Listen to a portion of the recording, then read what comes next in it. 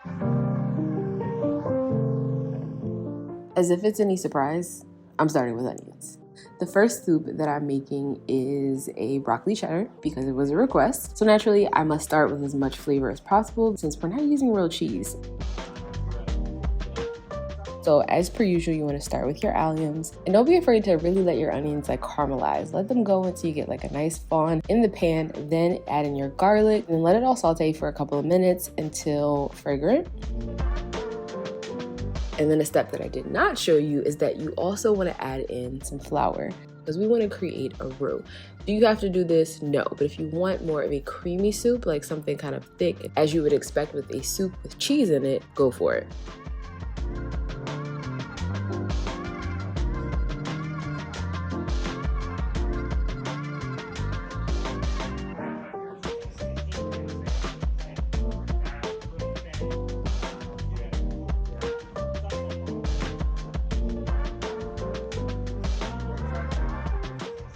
And while prepping everything before you start cooking would be ideal, I didn't get the memo. So I usually do a lot of chopping stuff while I'm waiting for things to cook.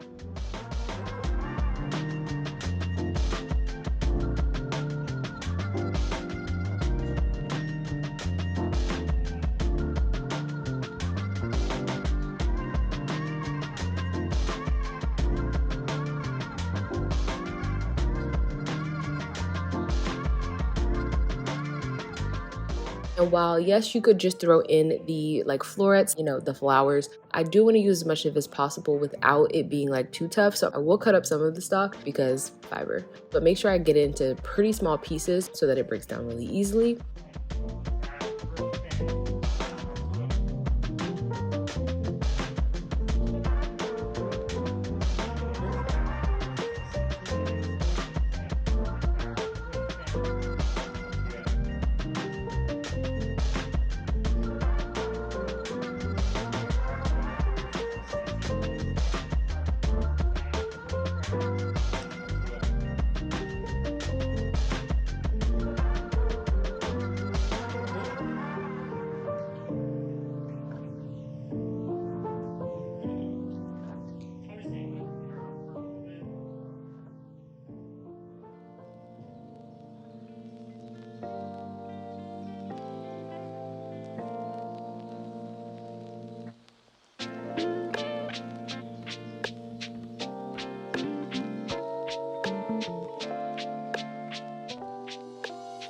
At this stage is when I would add in like some more butter or fat and then throw in the flour.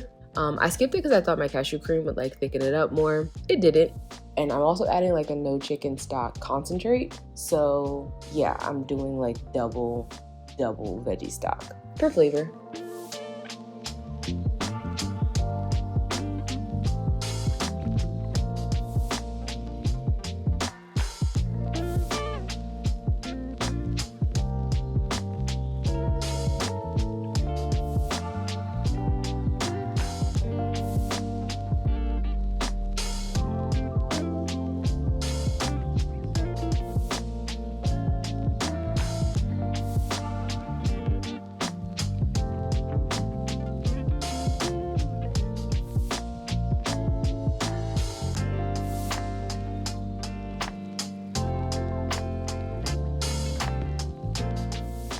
And instead of just like grating my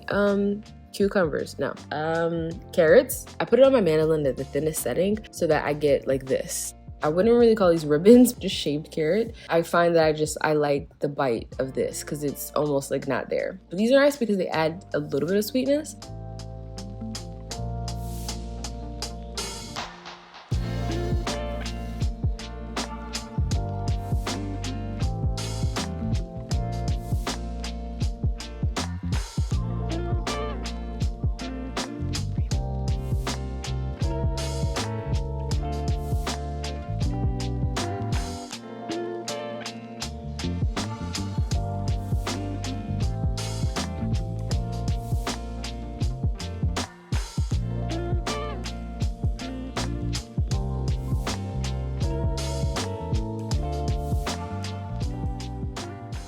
This is what I'm going to throw in that cashew cream, the sharp cheddar from, Miyoko's. And I made a lot of soup, so I think I added like 2/3 of that container. Then also threw in some cashew milk. So less broth, more milk, and making sure that you make the roux will give you something heartier. And then before I make the other soup, my scrap bowl is full in the freezer, so you know what that means. Time to make some stock.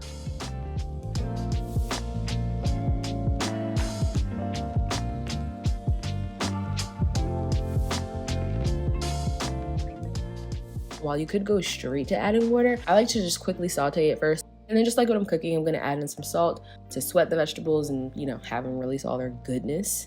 That's the good thing about making your own broth. You can make it as low sodium as you need it to be.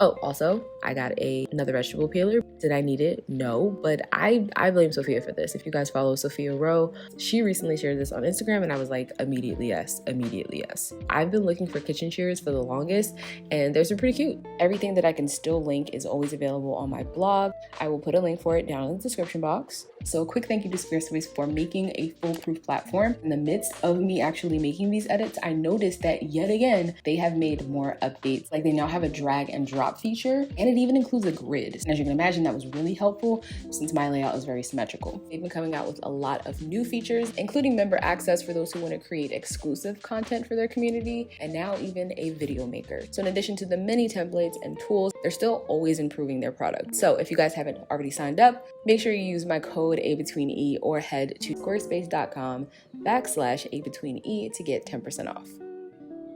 The broth, I also last minute added in some dried porcini mushrooms.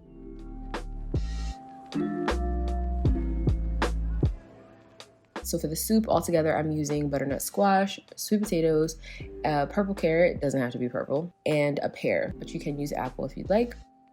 And don't just strain it, make sure that you actually really press those vegetables so that you get all the moisture out of them. So in total, I used 48 ounces of liquid and that reduced down to 32. So that gave me like the standard box that you would buy in stores. Of course, you can make more, and if you have a Dutch oven, even better, because you can fit like a whole 5 to 7 quarts.